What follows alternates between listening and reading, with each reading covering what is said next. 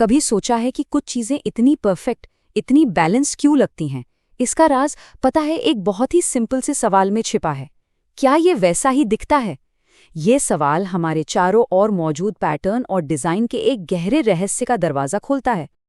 अरे, ये तो हम सब ने बचपन में किया ही होगा, है ना? बस स्याही की एक बूंद और देखो क्या कमाल का पैटर्न बनता है।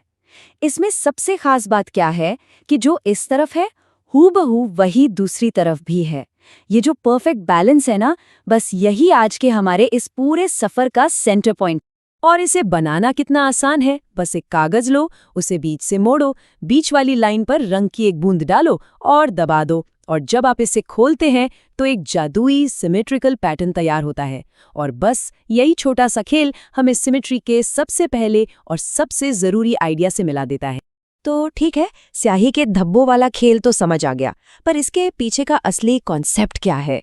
चलिए इसी को थोड़ा और गहराई से समझते हैं, जिसे हम कह सकते हैं मोड़ने का जादू।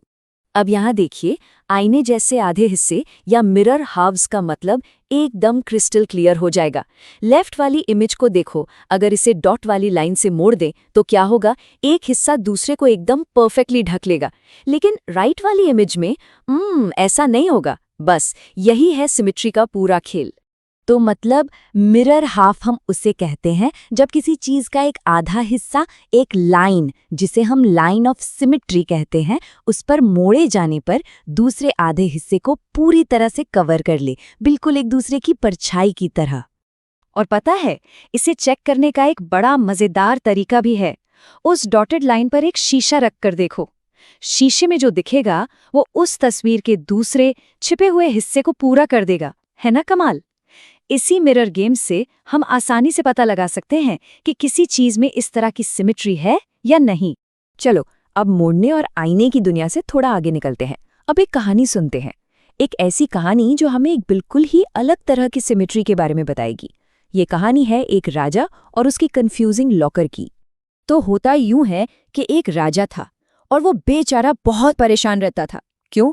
क्योंकि उसके लॉकर से कीमती सामान बार बार चोरी हो रहा था और उसे ये बात समझ ही नहीं आ रही थी कि आखिर ये हो कैसे रहा है। असल में प्रॉब्लम ये थी कि राजा को हमेशा लगता था कि लॉकर बंद है, पर वो अक्सर खुला ही रह जाता था। अब सोचने वाली बात ये है कि वो इतना कंफ्यूज क्यों होता था? आखिर उस लॉकर के हैंडल में ऐसा क्या था? और इसका जवाब ये रहा। जरा इस हैंडल को देखिए। इसे आधा घुमाओ तो खुलता है और फिर से आधा घुमाओ तो बंद हो जाता है। पर मजे की बात यह है कि खुली और बंद दोनों ही पोजीशन में ये हैंडल एकदम एक जैसा दिखता था। अब बेचारा राजा सिर्फ देखकर कैसे बताता कि लॉकर खुला है या बंद? तभी उसकी समझदार बेटी ने एक बहुत ही सिंपल सा पर एकदम ब्रिलियंट आइडिया दिया। उसने कहा, बस इस हैंडल के एक पीले वाले ब्लेड पर एक छोटा सा डॉट लगा दो। और बस इस एक डॉट ने पूरी प्रॉब्लम ही सॉल्व कर दी। अब राजा को हमेशा पता होता था कि हैंडल किस पोजीशन में है। तो राजा के लॉकर की ये जो पहेली थी ना, ये हमें एक नई तरह की सिमेट्री से मिलाती है। इसे कहते हैं घूर्णी समरूपता या रोटेशनल सिमेट्री। मतलब कोई चीज जब अपनी जगह पर घूमती है और घूमने के बाद भी वैसी ही दिखती है। पर रुकिए, रोटेशनल सिमेट्री का मतलब सिर्फ आधा घूमना नहीं है। चीजें एक चौथाई, एक तिहाई, मतलब अलग अलग हिस्सों में भी घूम सकती हैं। चलिए देखते हैं कैसे। जैसे ये पंखा, इसके 4 ब्लेड हैं, बिल्कुल एक जैसे। अब जरा सोचिए, अगर हम इसे सिर्फ एक चौथाई घुमाएं तो क्या होगा? हाँ, बिल्कुल वैसा ही दिखेगा जैसा पहले था। एक चौथाई घूमने के बाद भी कोई फर्क नहीं। इसका मतलब इस पंखे में क्वार्टर टर्न रोटेशनल सिमेट्री है। अच्छा, अब इस पंखे को देखिए। इसमें 3 ब्लेड हैं। इसे एक चौथाई घुमाने से काम नहीं चलेगा, पर अगर इसे ठीक एक तिहाई घुमाया जाए तो ये फिर से बिल्कुल पहले जैसा ही दिखेगा। और ये वाली शेप तो और भी मजेदार है। इसमें 6 एक जैसे हिस्से हैं, तो इसे सिर्फ एक छठा हिस्सा घुमाने पर ही ये पहले जैसा दिखने लगता है ना कमाल? मतलब सिमेट्री के कितने अलग अलग रूप हो सकते हैं।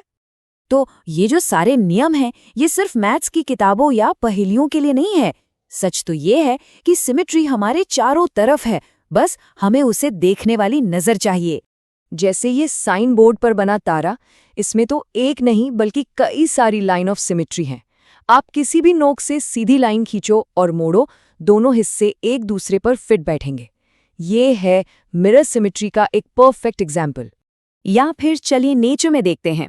इस फूल को देखो, इसकी पंखुड़ियां कितनी खूबसूरती से अरेंज्ड हैं। अगर इसे इसके सेंटर से घुमाएं तो हर थोड़ी देर में ये फिर से वैसा ही दिखेगा। ये है नेचर की अपनी रोटेशनल सिमेट्री। और सिर्फ नेचर ही क्यों, हम इंसान भी तो अपनी बनाई चीजों में सिमेट्री का खूब इस्तेमाल करते हैं। आर्ट में, बिल्डिंग्स के डिजाइन में, कपड़ों के पैटर्न में, हर जगह ये चीजों को एक बैलेंस और खूबसूरती देती है। तो अब जब ये सारे नियम पता चल गए हैं, तो अगली बार जब कहीं बाहर जाएं तो अपने आसपास की चीजों को जरा इस नज़र से देखिएगा। अब सिमेट्री कहाँ कहाँ नजर आएगी? क्या किसी तितली के पंखों में, या किसी बिल्डिंग की खिड़की में? जरा ढूंढ कर देखिएगा। शायद हैरानी होगी कि ये हमारे चारों तरफ कितनी जगहों पर छिपी हुई है।